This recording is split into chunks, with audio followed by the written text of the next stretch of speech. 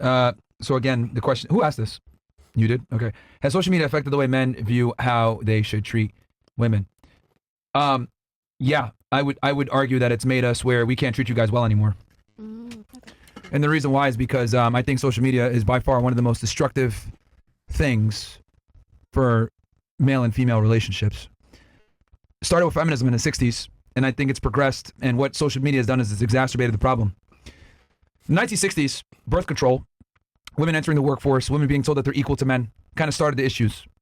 And once women realized, okay, I can make my own money, I don't necessarily need to have a family, I don't need a man to provide for me, it made them say, I'm independent, and I only need a man or I only want a man versus needing a man.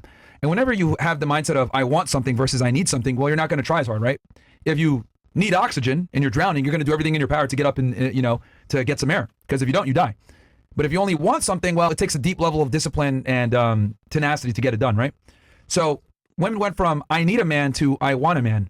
And if you add in the component of not only do I want a man, but I want the top man because I can make my own money and I don't need a man.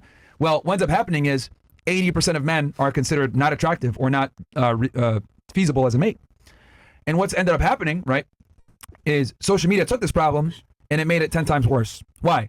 Well, because social media is able to highlight and engulf the negative realities about female nature and make it worse. I'll explain. Women are naturally solipsistic and narcissistic. Social media heightens that.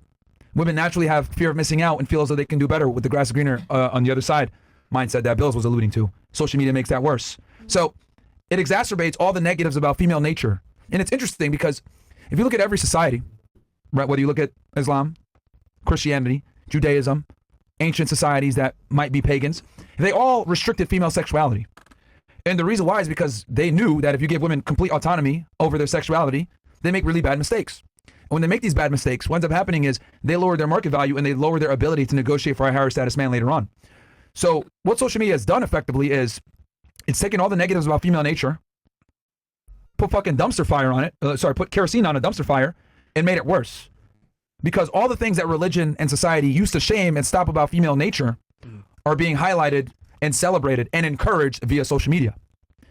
It used to be shameful for a woman to be open about her sexuality. Now we have women saying, oh yeah, I got herpes. And if you don't like that, well, you don't deserve me. Yeah. Right? There's women that literally, I saw a TikTok the other day. Some woman was dancing. She made sure to put her degrees in the background, black woman, tattoos on her legs and all this other shit, saying, oh, I got herpes, but if you can't handle that, you don't deserve me in the first place. And you can only do that if you have an insane amount of hubris. I'm so arrogant that I can demean myself on social media and men are still going to come after me. Yep. Right? Because I have my degrees, I have guys hitting me up, etc. And where does that attitude come from? That attitude comes from the grass is always greener on the other side and someone will always accept me. Yeah. But who feeds that grass is greener on the other side, grass is greener on the other side mindset? Social media. Yeah. How many times have we brought a girl in here that quite frankly is out of shape, not attractive, filled with tattoos, promiscuous, old, etc. that says, well, I have a lot of options because I could go to my DMs. Didn't we have a girl last week saying that? Yeah. Right? She was literally like on a totem pole, like very low status from like what a man would want traditionally. But she's like, oh, well, I have a bunch of men in my DMs. And that mindset is destructive because what she doesn't realize is the men that want you sexually aren't the same men that are going to commit to you romantically. Yep. Mm-hmm. Right? But the problem is that social media fuels this fucking narcissism and this solipsism, and it keeps women on a perpetual hamster wheel. Hamster wheel. Yeah, good point. It keeps on a perpetual hamster wheel where they can't get off the hamster wheel now. They have to keep doing the same bullshit that put them in the hamster wheel in the first place. And what ends up happening is they're running on the hamster wheel, not knowing that they're not going anywhere. It's like being on a fucking treadmill. Mm-hmm. You're running, but you're not going anywhere. You're not getting anything done. How does it end? Well, you got to turn the treadmill off. When the treadmill's off, game is over. I don't think enough women understand this. So to answer the question, what social media has effectively done is it's highlighted all of the worst traits about females and made the problem worse because it took their natural hubris, solipsism, and narcissism, and it's made it times 10. So now women that quite frankly don't qualify for certain types of men feel as though they are entitled to those men. Yeah. Now on the male side, right, that's how it's fucked up the women. On the male side, it's made men socially retarded.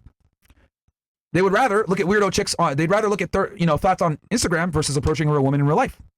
Their ability to communicate and speak coherently and be attractive in the process and not be a weirdo, pretty much gone. Yeah. Right? So most guys would prefer to do online dating than meet a girl in real life. And it's also made men lazy. A lot of guys are fat. A lot of guys are losers. A lot of guys don't leave their house. And it's made it where men don't necessarily have the same proclivity to go out there and be providers, right? A lot of guys will sit there and say, oh yeah, I think we should go 50-50 on a first date. I think men and women are equal. Like, they buy into the same bullshit that the feminists buy into, not knowing that they're actually how do I say this?